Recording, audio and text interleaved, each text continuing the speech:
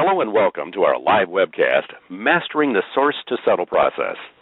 Thank you for joining us today. My name's Tim Wilson, and I'll be the operator for our presentation. Now, just a few notes before we get underway. I want to take a moment to acquaint you with a few features of this web event technology. At any time, you may adjust your audio using any computer volume settings that you may have. Also, a feature that we encourage you to use is to send in a question or a comment to our presenter. You can do this at any time during the presentation. On the right-hand side of your screen, you'll see a text chat window labeled Q&A. There's a large window which holds all of your sent messages and a smaller text box at the bottom where you can type in your questions. To send in a question, click in the text box, type your text, and when finished, click the Send button or hit Enter on your keyboard. All questions that you submit are only seen by today's presenters, and your questions will be responded to verbally in the order in which they were received and addressed at the end of the presentation. We are joined today by our presenter, Andrew Bartolini, Founder and Chief Research Officer at Ardent Partners. Andrew Bartolini is a globally recognized expert in sourcing, procurement, and supply management. For nearly 20 years, Andrew has been a tireless advocate and evangelist for the procurement profession, and he focuses his research and efforts on helping enterprises develop and execute strategies to achieve best-in-class performance within their procurement and finance departments. And it's my pleasure at this time to turn the presentation over to Andrew Bartolini. And Andrew, the audience is all yours. Thank you, Tim. Hello and good day to everybody. Before I get started with the topic at hand, and that's mastery of the source-to-settle process, I did want to pay notice and thank today's sponsor, Zycus. As many of you well know, Zycus is a leading global provider of end-to-end source-to-pay suite solutions. Its comprehensive product portfolio includes applications for both the operational and the strategic aspects of procurement. So e-procurement, e-invoicing, spend analysis, e-sourcing, contract management, supplier management, financial savings management, request management, and project management. You can learn more about them at www.zycus.com. Now, and the Chief Research Officer, as Tim noted, for Ardent Partners. And so real quick about us, we're a research and advisory firm focused on defining and advancing the procurement and supply management strategies, processes, and technologies that drive business value and accelerate organizational transformation within the enterprise.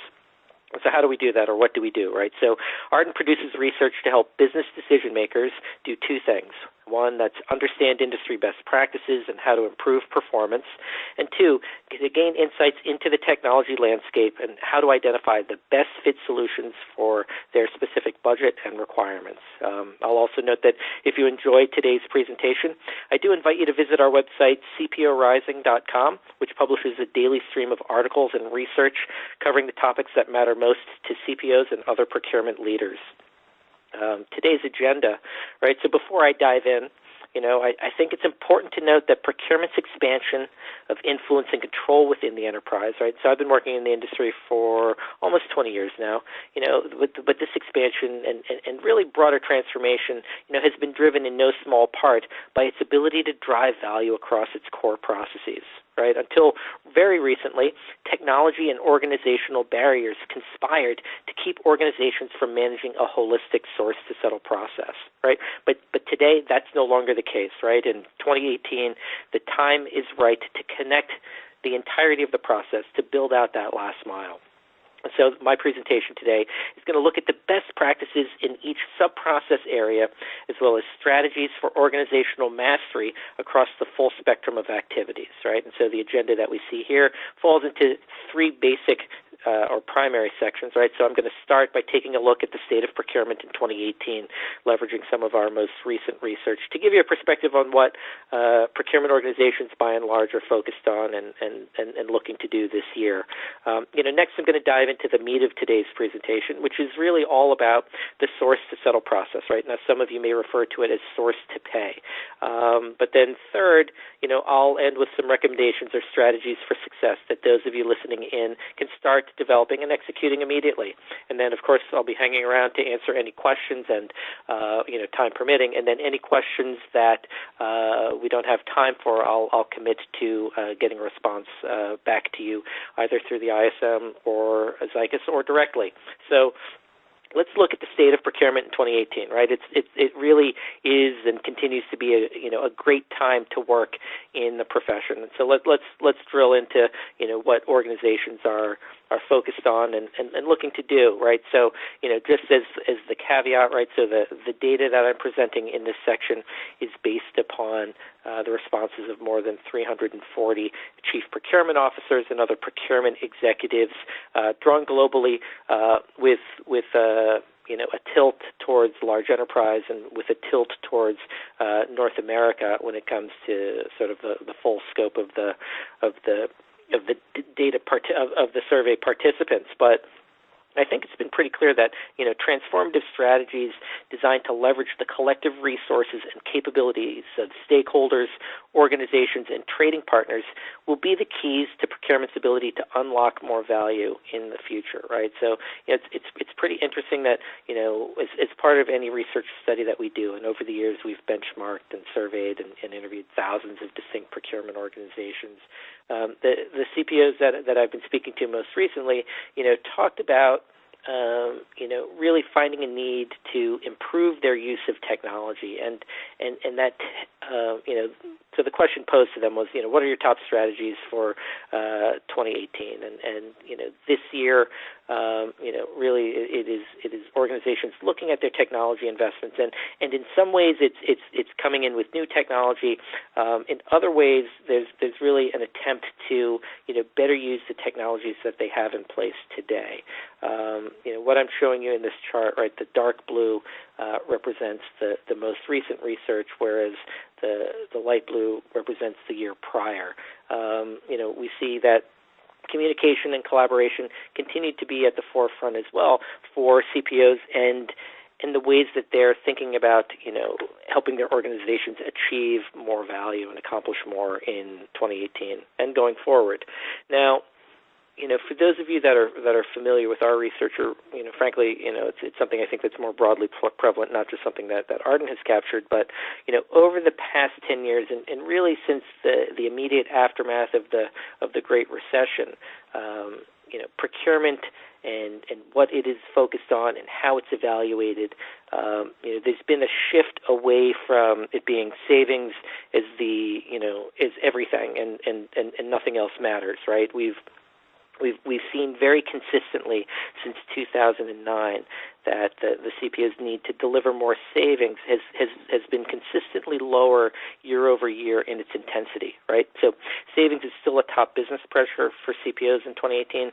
Savings is still the top performance metric, but as a priority for CPOs over the midterm, savings is becoming less important. And I think that part of that is that chief procurement officers and other procurement executives have done a good job in better explaining the value that procurement can bring to an organization. Right, savings is certainly a component of that, but as those of you listening in well know, savings is not the ultimate goal of every sourcing event. Savings is not the ultimate goal of every supplier relationship. Right, innovation certainly is important. There's risk mitigation, quality, right? All factors that sometimes are not linked directly to savings. But what we see here is that CPOs are really taking a focus on their processes, right? And so, their processes and their talent remain, two of the top areas of focus, and that's what we're going to be talking about today, right, is the source-to-settle process and how procurement organizations and departments and professionals like yourselves listening in can better leverage and design a more holistic process to increase the value across all of the areas. Procurement's top challenges in 2018, right? So, competition for top resources and personnel in the marketplace and within the enterprise remains a challenge for procurement organizations, right? When it comes to doling out budget, procurement is frequently not at the front of the line, or more often than not, they're not at the front of the line. So they've got to be, very smart and strategic in how they make their cases and who they garner in support of their large initiatives. Interestingly, talent has remained a top challenge for CPOs over the years, right? So I've been doing research like this for 12, 13 years now, CPOs have often sort of decried the talent challenges that face their organizations. First, if you were to go back a decade ago and look at where the procurement department was then to where it is now, there's been an expansion of duties. There's been more spend placed under management. The role that procurement is playing, on average within a global enterprise or, even within the mid-market enterprises has shifted pretty dramatically. What hasn't shifted in like part with that expansion of responsibility is headcount. And so, CPOs often, are challenged with, having to do more with less. But, that in today's day and age is really emblematic of all business functions within the organization and really is now just a standard operating procedure. But the second part of it, and what I always find very interesting, particularly if I'm speaking to an ISM audience, is that procurement departments and procurement leaders specifically, are often challenged in finding the right talent for their organizations, right? So it's not only a lack of headcount, it's the talent that exists, within the staff that needs to be improved. And this always presents huge opportunities, right? So, those of you working in procurement today, have a fantastic opportunity to sort of master your skills and master your job roles. And there's faster advancement in procurement just based on, sort of the I wouldn't say a dearth of skill, but the need for more skill in the function across, most organizations, right? And so it's really an exciting time, right? So for those of you just getting started, you come into procurement, excel within it, you really can, move along your career trajectory much faster than maybe some other more mature business functions. Now, the slide here, right? So I'll go back to 10, 12 years ago, and, we would survey and work with CPOs, and maybe only about a third of them were operating with a multi-year strategic plan. We fast forward to 2017, 2018, by and large, procurement organizations are being managed in a professional way, right, with generally strong leadership and focus. And they're doing the things that most other business functions do, right? They're thinking about, sort of the full scope of what they're looking to accomplish this year, and they're documenting it, and they're measuring it, and they're working against that plan. So, excuse me, big strides forward. However, excuse me, organizationally, the challenge still remains that, as you can see here, more than 60% of all procurement organizations are working on a plan that's not tightly aligned with the goals and objectives of the executive team, with the goals and objectives of the larger enterprise or corporation if you work for a company. I just was talking to a CPO the other day, right, and she said, you have to have focus. You have to make sure that what you're working on is aligned to the larger goals of the organization. Right, it does no good to be great at unimportant things, right? And just as it does no good to be focused on the wrong things. And so I think of this alignment very similarly to excuse me again, the alignment of your car, right? A procurement organization with poor alignment is only going to create bigger internal problems, as you go forward by damaging other parts, right? So, there's really no excuse here that this number is less than 40%. And I think that, organizations need to be a little bit more introspective and ask themselves, right, if it's not important to the CFO, if it's not important to, the business leaders in the organization, why are we doing it? Why are we emphasizing it? Why are we investing in this area? Just as we look at, one of the drivers of mastery of the Source-to-Settle process, right, there's been an evolution in the way that technology solutions are being delivered in the marketplace. You have cloud solutions, which are making the technology much more accessible in a faster way. There's been a strong drive towards usability. There's been, really the evolution and maturation of solution suites, much like we see from our sponsor today, that really now can offer a solution that covers the entirety of the Source-to-Settle process. Now, why does procurement invest in technology? It's probably not a surprise, right? You're looking for operational efficiencies. You're looking to increase savings, often through, visibility into spend, which is also on here, and also, improving procurement's effectiveness, right? They still sort of marvel at the number of procurement organizations that don't have, full visibility into their spend, right, into their supplier spend. And it becomes, you sort of just pose the basic challenges, right? If you don't know what it is that you're supposed to be managing, how are you operating most effectively? How are you deciding what to do and what resources to put against which projects? And so, technology certainly has been an enabler of the procurement transformation, that we've seen more broadly. But it becomes, when you sort of get down to brass tacks, the ability to master a process in a manual format, is not truly mastering that process in this day and age. So technology becomes an important piece of that. So that said, there's still lots of opportunities for procurement organizations to adopt solutions. What I'm showing you here are the primary applications that cover the source-to-settle process, and the percentage of procurement departments that have adopted these solutions, right? And so it's maybe no surprise that e-procurement and e-sourcing, the most mature of the solutions in the marketplace, have the greatest adoption. But what is surprising to me is just the large amount of white space that you see on this chart. And this, again, for those that are just getting started in the procurement profession, and I imagine that there's a number of you listening in, this points to the opportunities that you have within your own organizations to do some fairly straightforward things to really have, potentially game-changing impact.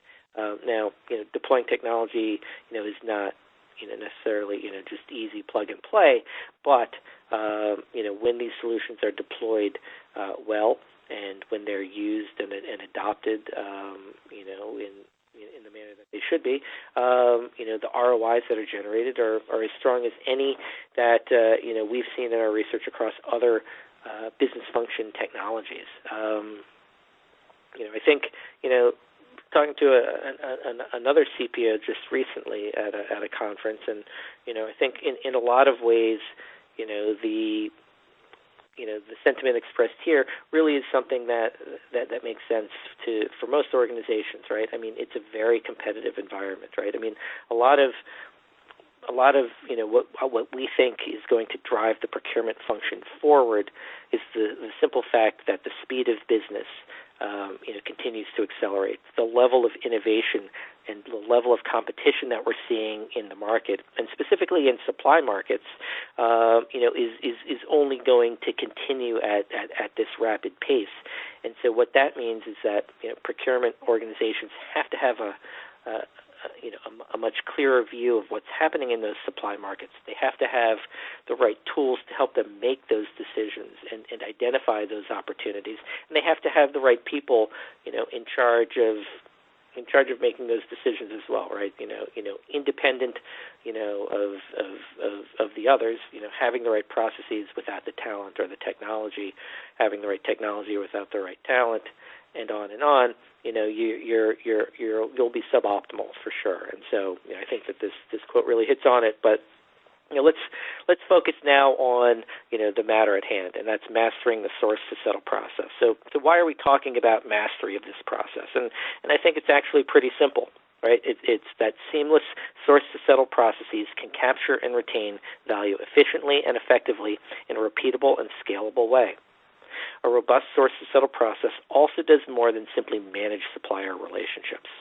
By linking sub-process areas like spend analysis with sourcing and e-procurement with accounts payable, the value created in one area is carried forward and often amplified within the next connected sub-process. For example, spend analysis can be used to help procurement departments understand the scope of what, where, how much, and with which suppliers money is spent, and help their sourcing teams pinpoint savings opportunities and financial trends across the entirety of enterprise spend. However, it is only when this spend information is used to prioritize sourcing pipelines, structure sourcing events, identify suppliers, and negotiate contracts that real value is created. Similarly, an invoice that is created or flipped from a system-generated purchase order, or PO, is basically assured to match the original PO, and therefore has significantly greater chance to be processed in a straight-through manner. Numerous examples, exist across each of the subprocess area when one is tightly linked with the other, right? Better data integrity begets increased compliance and accuracy. Better visibility begets superior decision making, and better integration begets improved efficiency, right? And so, despite these opportunities, between 25 and 41% of all procurement departments in 2018 claim that little to no linkage exists between the key sub-processes that define their source-to-settle process.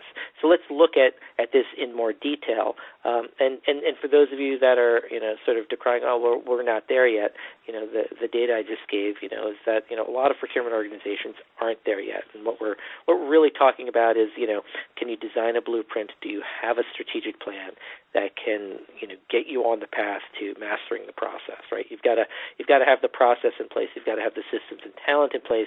Then the mastery, sort of the second wave of that. And so, what do we mean, or what do I mean by the source-to-settle process, right? I often will use the term supply management almost interchangeably with that. As shown here, this process combines the activities of sourcing for critical supplies and services. Oftentimes you would call that part of it strategic sourcing or upstream activities, and combines that with contract and relationship management, supplier relationship management components, including purchasing, invoice processing, and payments. So it's really the marriage of the strategic sourcing to the procure to pay, or the upstream and the downstream, creating a single stream. Whereby the procurement department serves as the primary point of contact for the suppliers through the sourcing and purchasing processes before the AP team takes over and manages the supplier invoice and payment processes. So the terminology is confusing, right? It can be. I mean, I think we all generally know what we're talking about, but so many people use some of these terms interchangeably. And so, when people talk about P2P, sometimes they're describing this entire process, but more frequently what they're really talking about is the rec, to PO to invoice to pay process, as opposed to the full process. Now, the SourcetoSettle technology, is now, widely available.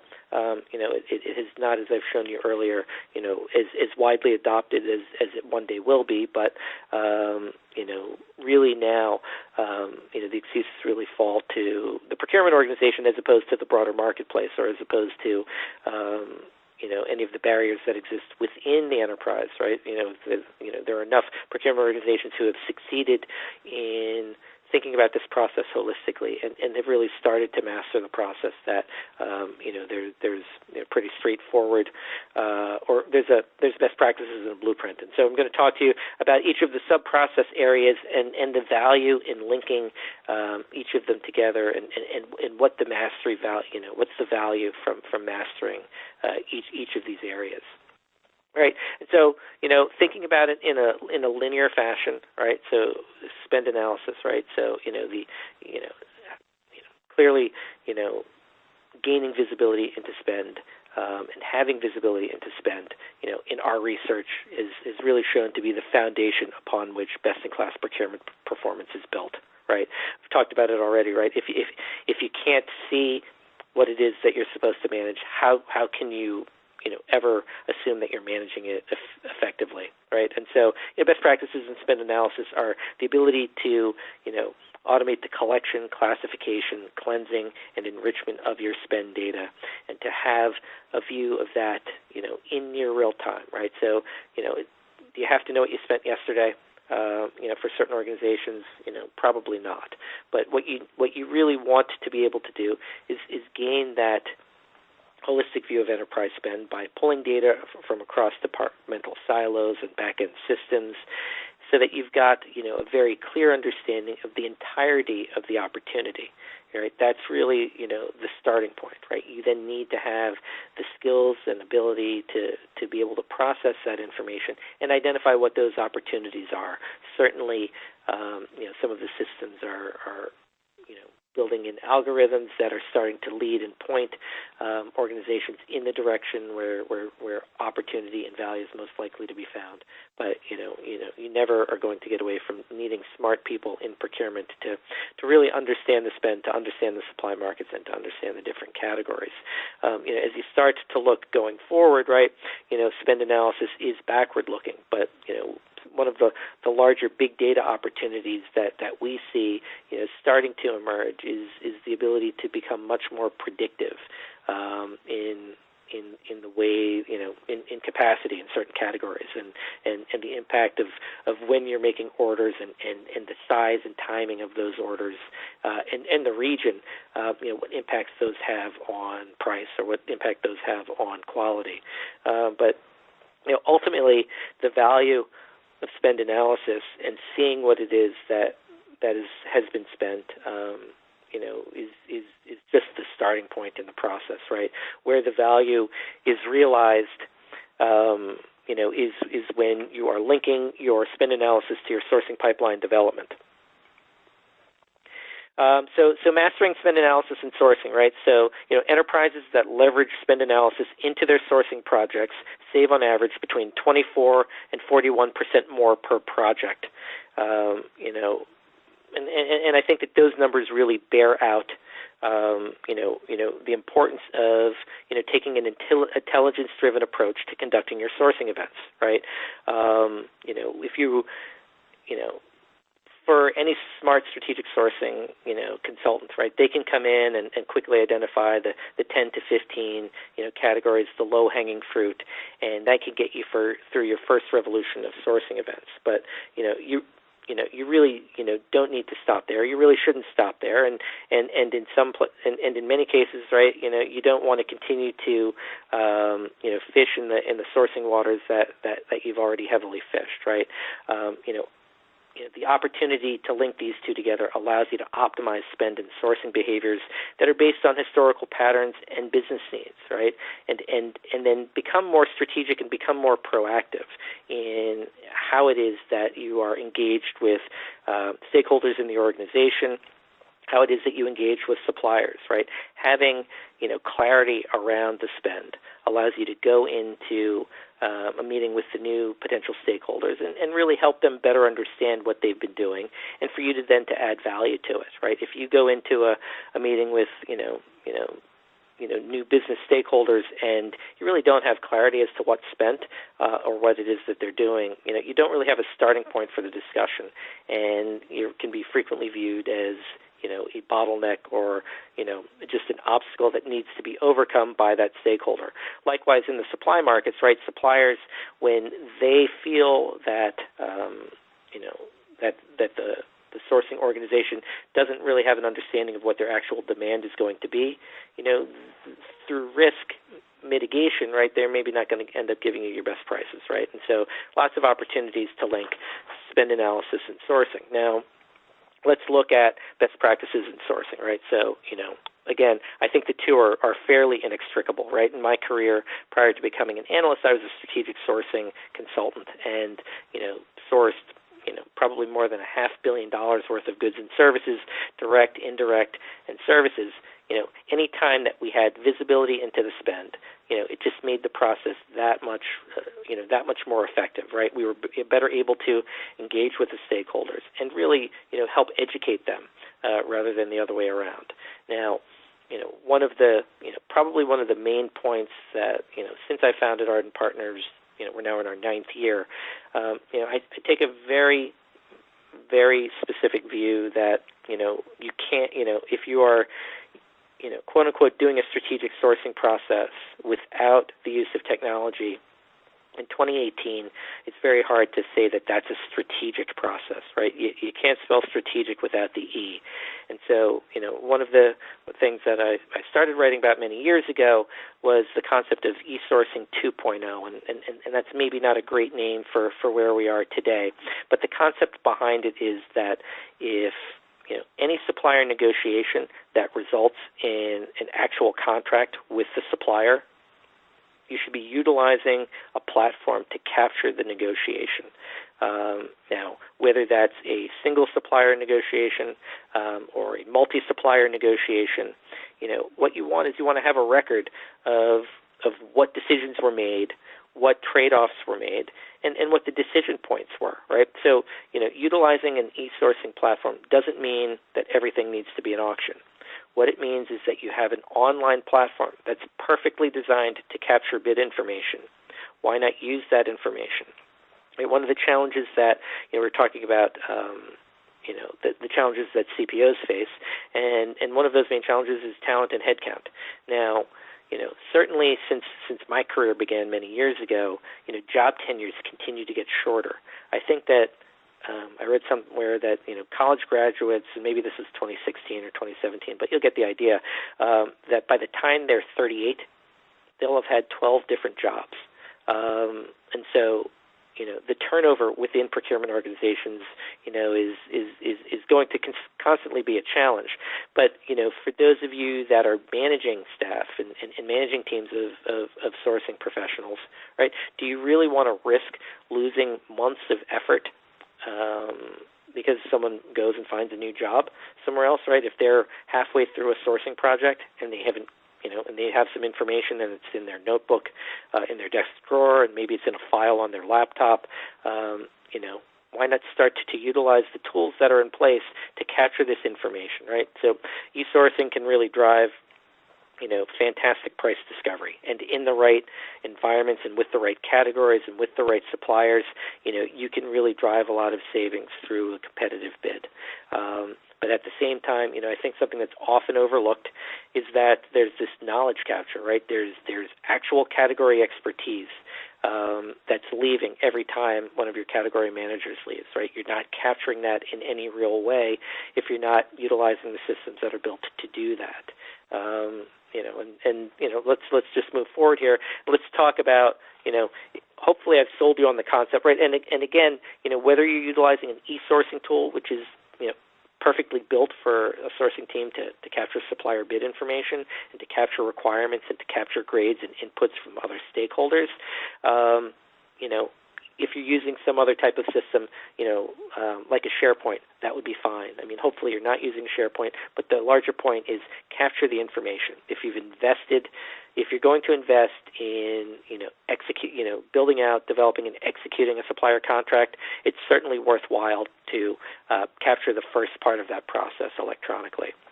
Now, mastering sourcing and contracts, right?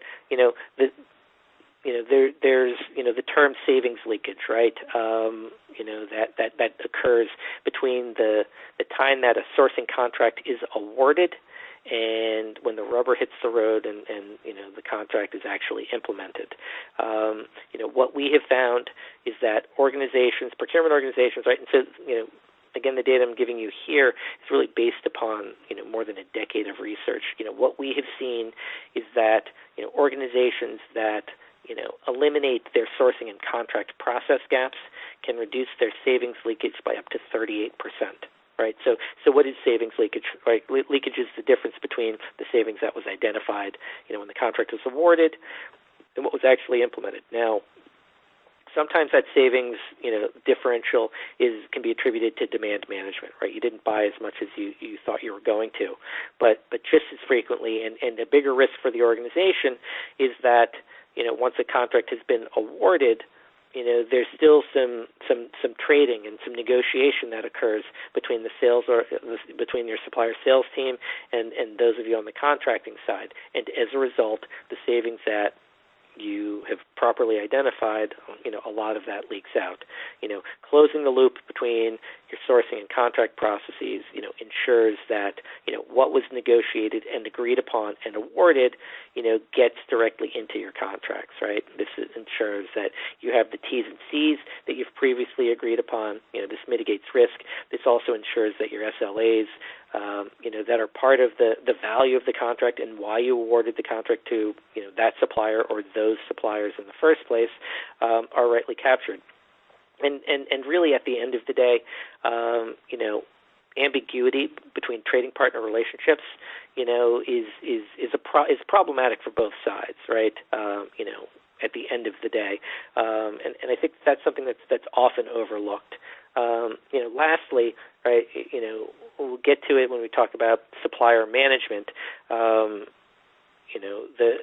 There needs to be a shift in thinking in the way that procurement thinks about its supply base, and really a shift from looking at all suppliers as an opportunity to extract value from, and to negotiate in a net sum way, but to really start to look at your suppliers, at least your strategic suppliers, as assets. The kind of assets that you invest in to create greater value.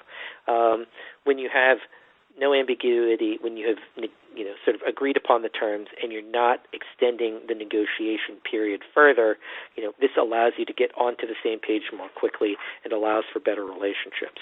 Now, best practices in contract management. Obviously, having visibility into your contracts, so whether that is through a repository and understanding, sort of what the header level information is, the key information of those contracts, being able to search on that, is extraordinarily valuable, so that you can understand, very specifically what sourcing opportunities you should be working on now, in which you shouldn't. But from a process standpoint, right? So contracts in many organizations is still somewhat of a wild west, right? There are still many organizations that are taking supplier contracts and their T's and C's as frequently as those developed in-house, and so having a standardized, codified series of templates that can be used to ensure that the right T's and C's are used with the right suppliers, to ensure that the right SLAs are in place, really does go a long way towards risk mitigation. And so then, of course, obviously having the full view into those supplier relationships and being able to go back and tap into those when you need to, certainly become a best practice approach today. Now, those organizations that link contract management with the procurement and e-procurement process, they report compliance rates that are more than 20% superior than those that do not, right? And so, non-compliance has a real cost, right? Our research has shown that for every dollar of maverick spend or non-compliant spend, the organization bears a cost of another 18 cents, right? So, that dollar that appears to be saved because it's lower than the contracted price actually is costing the organization 18% more based upon the new supplier information that needs to be captured, the new invoicing process, and the lack of discounts that you may be getting from the negotiated contract, right? So, when you look at, the goal here, really it's the continuation, right? You've identified the opportunities in spend analysis. You've gone and taken those opportunities to market. You've identified the suppliers that have the highest value based upon the RFP, the RFX, whatever it may be. You've taken the agreed upon and awarded terms and captured those in the contract. Now what you have to do is, this is where the rubber hits the road, right? This is where, those of the stakeholders that don't work in procurement are there and they're buying against those contracts. And so linking this process together is very important to ensure that all of the hard work of what you've done during the sourcing process, during the negotiation process, is realized by the rest of the organization, right? By and large, workers within an enterprise, aren't trying to be mavericks, right? They just need to be aware that contracts exist and they need to be guided towards those contracts. And so linking these two parts of the process together is very valuable. Best practices in e-procurement, right? So, we really have come a very long way in how e-procurement systems are deployed, how they have been designed, and how they are now used and navigated. I can remember being interviewed back in 2004, and we were talking about the consumerization or getting solutions into an Amazon-like format. And so there's admittedly still going to a gap between B2B solutions and B2C solutions, and that will probably always exist. But over the past 5 or 6 years, the shift in emphasis from the solution provider marketplace really has been much more on usability and designing a user experience that is intuitive and familiar and requires much less training. This is superseded the emphasis of most providers in the space that I cover. More significantly than the feature functionality, the core bells and whistles. And so sort of the blend of usability and the move towards the cloud has gotten more organizations to more quickly utilize the solutions in a more comprehensive way. The value in all of these solutions, right, is through user adoption and throughput and volume, and that's very specifically true for e-procurement, right? And so, the solutions now, particularly with cloud and how they're deployed and better integrations, and just the general way that they've been designed to really guide users based upon the roles that they have within their organization, based upon their past experience in the tool. Their sort of the AI and smart technologies are able to put the end user, who's often an occasional end user, into their task and activity and provide information in the context of what it is that they're doing. And this becomes very powerful. Now, there's two components to a successful e-procurement or P2P deployment, right? And one of the things that makes the source-to-settle process technologies, more unique than other enterprise technologies is that it requires a third party to be involved and to be enabled and to participate on these technologies, right? And so end users, those that work within your company, that work within your enterprise, very important to really drive and I believe mandate usage to ensure that it becomes the standard operating process. But the suppliers that you've negotiated your contracts with, we need to make sure that they are enabled on the systems, that their content is there, and that it's easily accessed.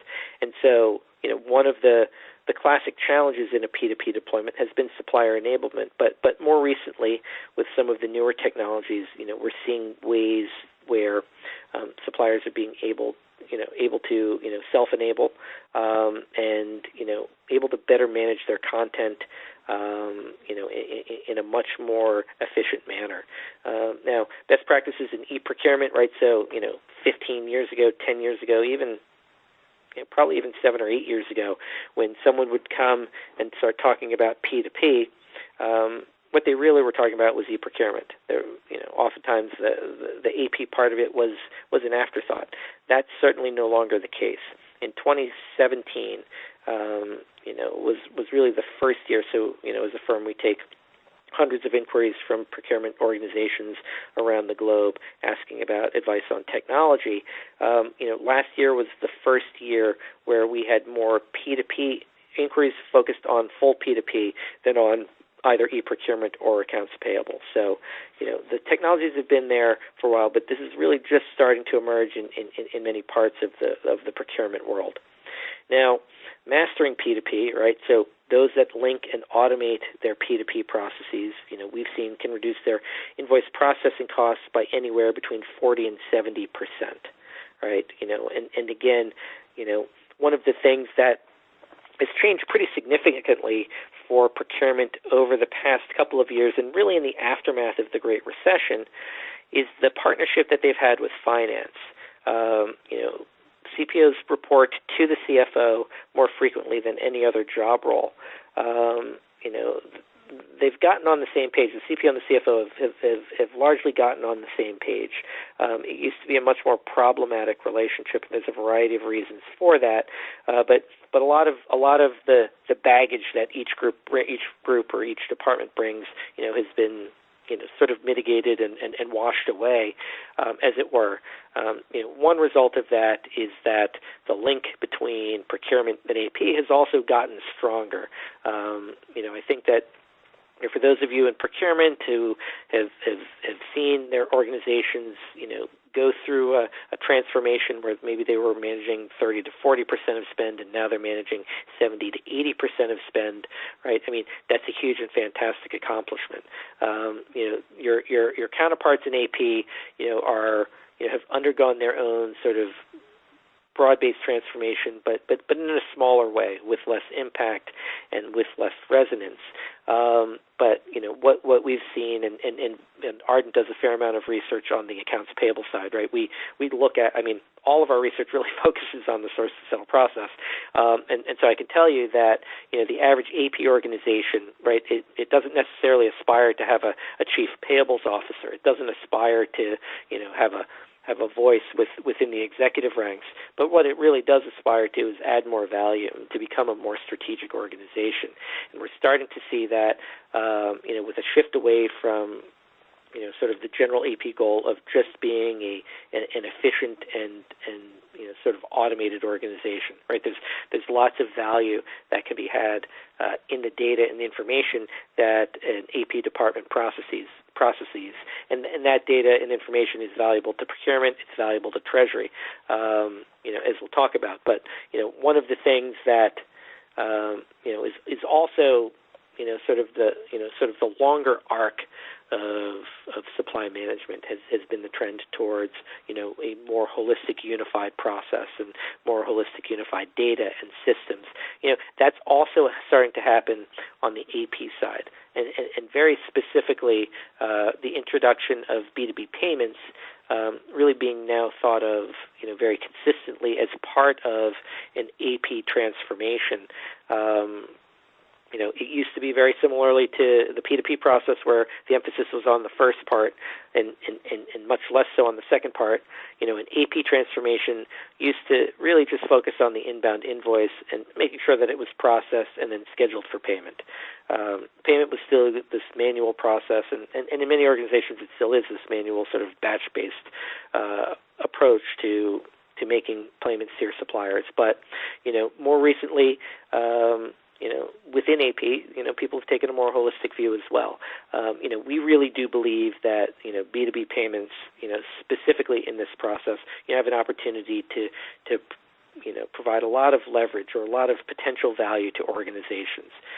When you look at the, amount of spend, on the procurement side, right? Look at your spend analysis. What's the total enterprise spend? It's a pretty big number, probably as a percentage of your company's revenue. Now, that money is generally being paid out to suppliers in a non-strategic way, right? Maybe it's just sort of first in, first out. It's scheduled as soon as it can. But there's no one, in most organizations that are taking a holistic view into how this money is dispersed, when it's dispersed, and on what platform. And so as much of the opportunity for AP is to partner with procurement and to help improve spend visibility and to ensure that suppliers are performing, the way that they should, there's that opportunity as well for AP and procurement, right, as maybe the big brother to your AP partners, to collaborate with treasury, right? If we talked earlier about savings being still the number one procurement performance metric, the second most common performance metric that CPOs are evaluated on and focus on is procurement's impact on cash.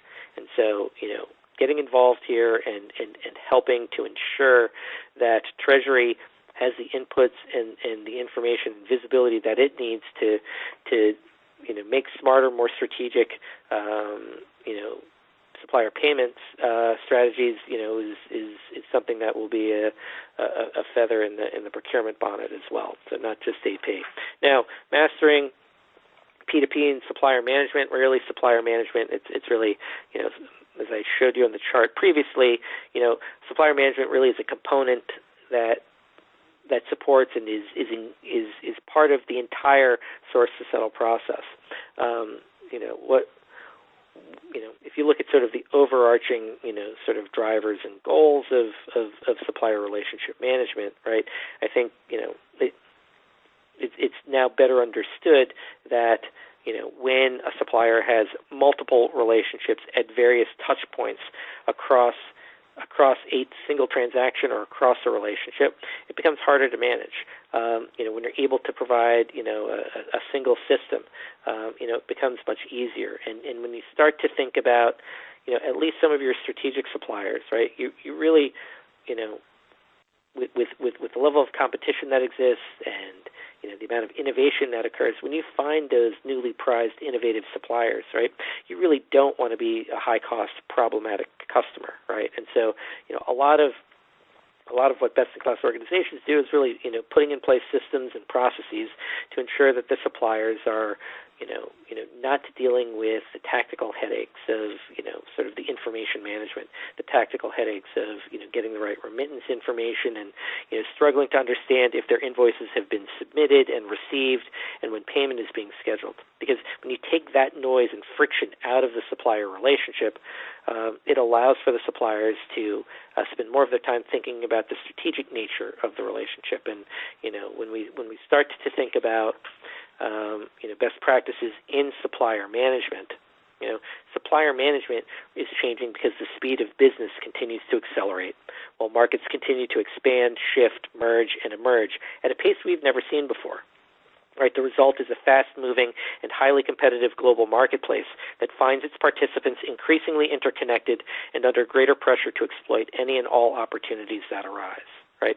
In this business climate, agility and innovation are how market leaders are creating and maintaining their competitive advantage, with many now reliant upon outside partners and suppliers to ensure that they can respond to rapidly shifting market pressures and deliver the products and services their customers need most.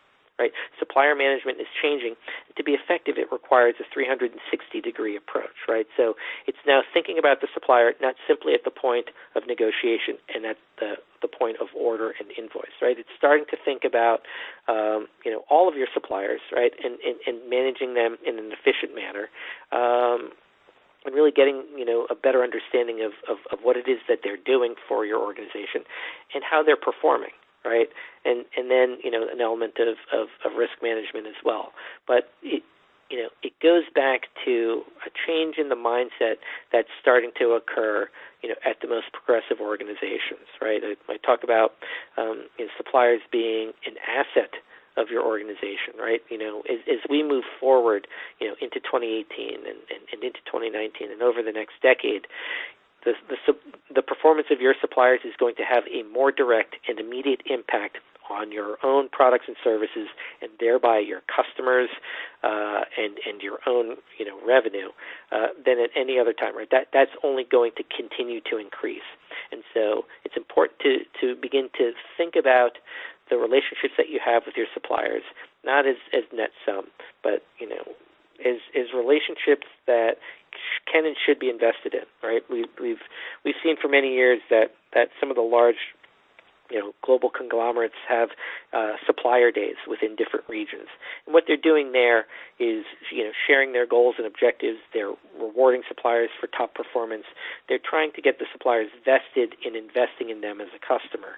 Now you don't need a supplier day for all of your suppliers, all the time, but along those same lines, right? When you start to understand, what is critical to your organization's success, your company's success, who are the suppliers that are the linchpins, or what are the categories that are those linchpins? Does that or should that change how you engage with those suppliers? I would say that the answer is yes, and I think that most of you would agree. So I've sort of walked you through best practices in each of the primary sub-process areas. We've talked about some of the main components of mastery within each and across all of this. And so let's talk a little bit about some strategies for success before opening up to some questions from the audience. So, I guess the basic truth is that a successful source-to-settle process must look at the entire ecosystem that connects sourcing to procurement to accounts payable to treasury. Right? A truly holistic source-to-settle process touches all of these functions at some level. And it's because of this broad-based impact that each team needs to collaborate with each other, with every other one on its portion of the work. Right? The opportunities are tremendous for these teams that can master this process. And so I've got a few recommendations or strategies for success that best-in-class organizations have been leveraging, today, and we've seen in their results. Right? I've tried to give you some of the quantification of those results as we've made the little stops along the way. But, for those of you that, are operating in a more siloed environment, a little bit more piecemeal, don't have that sort of longer-term view or the more holistic view of the source-to-settle process, today really is the day where you can start to change that and begin to build a business case to change that, right? So, part of that will be a business case for technology, I would assume. Part of that also, though, will be, how do, the different organizations interact, and how do you ensure that the processes that you have are in sync, and that there's, unification across those. One of the challenges I think that many organizations have is they say, oh, geez, we have to look at this huge and entire and enormous project, and it can sometimes be overwhelming, right? But each journey begins with a single step, and so the point is not that you have to move tomorrow to a full source-to-settle process, or that you have to take all of that on this year. But what you do want to do is start building towards that final end goal in mind, right? So, if you can really start to draw out what a source-to-settle process looks like within your organization, who are the stakeholders that are going to be impacted, what are the goals of that process, you can then start to build it out slowly, either from a linear process or, it ultimately doesn't matter where you start, as long as you ensure that each step along the way is building towards that final end state. And then, again, it's sort of the same idea with this next bullet, and that is, you've got to put all of what you're doing into the larger source-to-settle context, right? And so that really refers to systems and processes that are in place today, right? You need to start to take the step back and to move beyond what may be somewhat of a siloed approach, within the organization today. Begin to, tear down those barriers and work through them. Other strategies for success, right? I mean, clearly, the opportunities here and sort of the ROI, can can be easily built upon, hard dollar savings and impact, and they're very good and compelling ROIs, and we've done enough modeling of this that, for those of you looking to sort of build out your business cases, feel free to reach out, and we can share some of that information with you. Happy to do so. But again, much as what I've been talking about over the past decade to chief procurement officers is really expanding the discussion of what it is that procurement can and should deliver, to the larger organization. And savings is a component, but there's much more beyond that. I think that, as with any, larger transformation initiative, right, it's important that you understand who the stakeholders are, who the sponsors are likely to be, and to begin an active campaign of communication and collaboration, sharing information, as it occurs, and getting their buy-in, right? Best way to get people to utilize systems and be vested in a project is to get their input and make them feel as they're a part of it.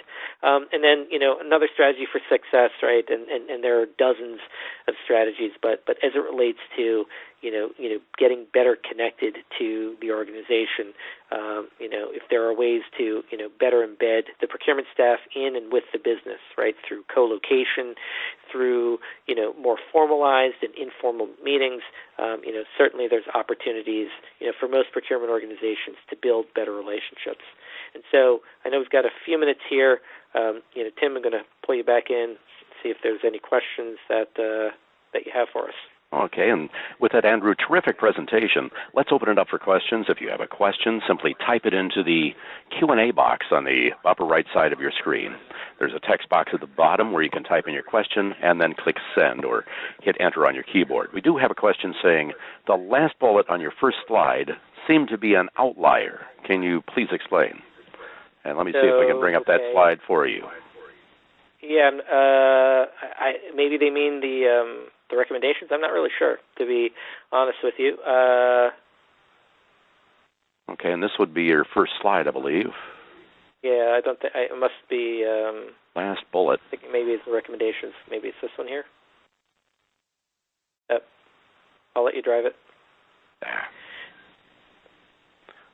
Let me see here. Perhaps it's this. Okay. Here, let me just go to where I think it might be.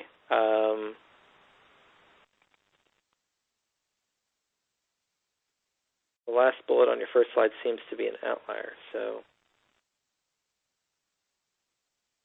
and collaborations with suppliers. Okay.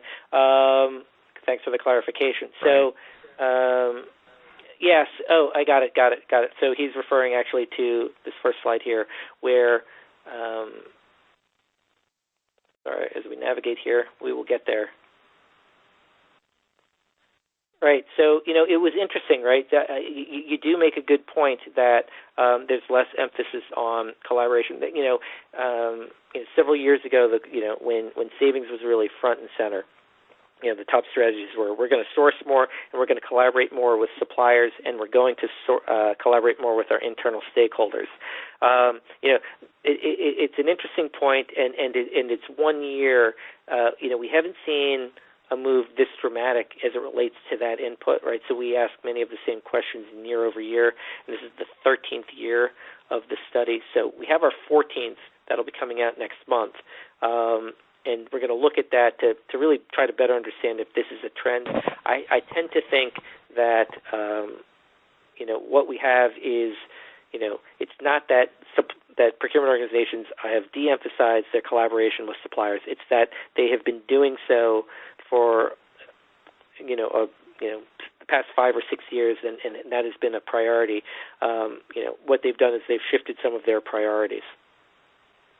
So hopefully that answers the question. What I can say is that, if that continues, we will certainly address it, in our upcoming report, our State of Procurement report. Okay, well, thank you, Andrew. And with that, the clock is relentless. We are out of time, but I do want to thank you for a terrific presentation, and you've graciously extended your contact information here. Yeah. Please, anybody listening in, if you've got questions about this, I see a few other questions. I'll make sure that we get those answers out to you. Okay, very good. I'd like to thank everybody for having me today, the ISM and Zycus. Thanks again, Andrew. And on behalf of the Institute for Supply Management and Zycus, I want to thank everybody for their participation in today's event, Mastering the Source-to-Settle Process. And that concludes our program today. We thank you for joining us and hope you have a great rest of the day.